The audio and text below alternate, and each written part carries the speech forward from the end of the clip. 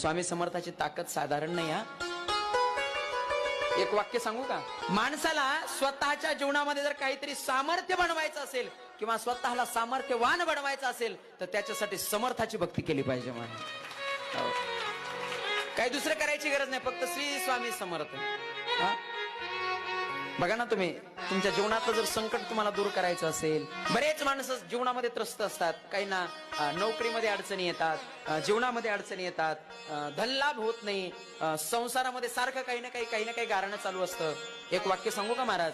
दररोज नित्यनेमानं तुम्ही घरामध्ये पूजा करत असताना स्वामी समर्थाचा फक्त 21 वेळा जप करा. 21 वेळा, फक्त 21 वेळा. माझ्या जीवनातला अनुभव सांगतो, मी माझ्या स्वतःच्या जीवनातला अनुभव सांगतो. दररोज सकाळी नित्यनेमानं तुम्ही पूजा करत असताना देवाच्या जवळ बसायचं, देवालयाजवळ बसायचं आणि श्री स्वामी समर्थ, श्री स्वामी समर्थ फक्त 21 वेळा जप करा. बघा, नक्कीच तुमच्या जीवनातली संकट दूर झाले.